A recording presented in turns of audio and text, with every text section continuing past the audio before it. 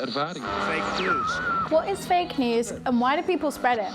Well, sometimes it could just be someone playing about with AI software to create an image that might go viral, like this one. A supposed lock monster being captured almost 100 years ago in Scotland. Some people thought it was real, but it's fake. Or it could be something more sinister, like these fake photos of flowers that look like kittens. Dodgy websites were claiming to sell these so-called cat's eye dazzle seeds to scam people out of money. And sometimes fake news can be more dangerous. Some people use misinformation to spread confusion and fear, to win political power, or to do harm to other people. Recently, the spread of fake news led to some really scary events. The news of a knife attack at a summer dance class in the English town of Southport, which tragically resulted in the death of 3 girls, left everyone in shock. But sadly, some people used the tragedy as an excuse to cause more violence across the country. False information about the attacker was quickly spread online. He was incorrectly labelled a Muslim immigrant, asylum seeker, and illegal migrant. The claims seemed to spark violent riots by a group of people with extreme views on immigration. Many of the rioters support what's called the far right and are against people settling in Britain if they weren't born here. Across the country, mosques and hotels housing asylum seekers were targeted, police officers were injured, and police cars were set on fire. Hundreds of people who took part in the riots, including those who were spreading hateful messages online, were arrested by police, with many facing time in prison. So why is there this hostility towards migrants and asylum seekers?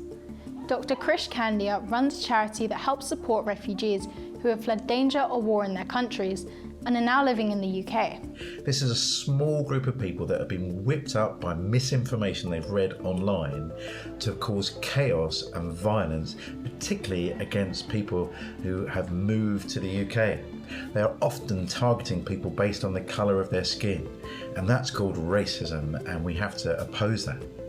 But they're also blaming migration for some of the problems that our country is facing right now, whether that's a lack of housing, whether it's long NHS waiting lists, or whether it's just a cost of living crisis. And that's really unfair to blame this group when actually everybody from all sorts of backgrounds across the UK are facing the same struggles. We've been looking into the facts about refugees and asylum seekers.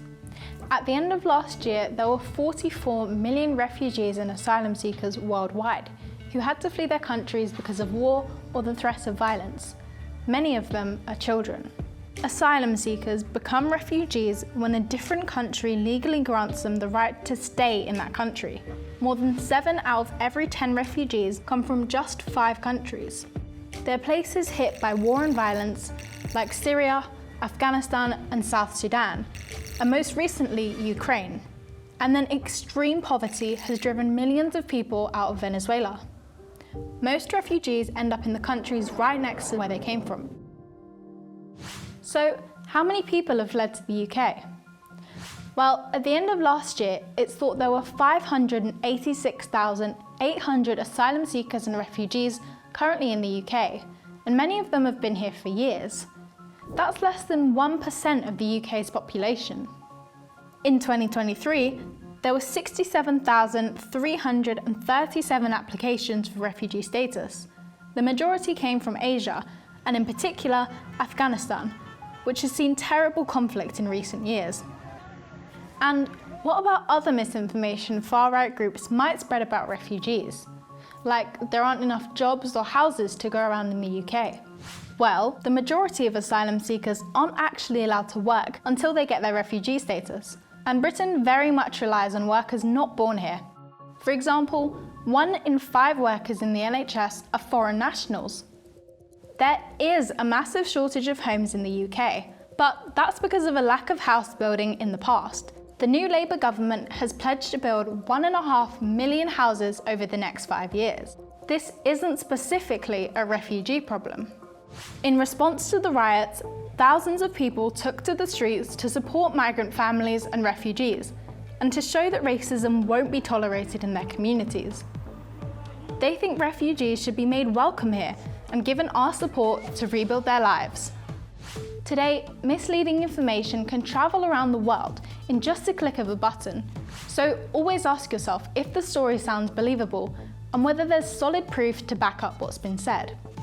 If you see a claim online, either about refugees or something else, and it seems a bit fishy, one thing is to work out where the information came from.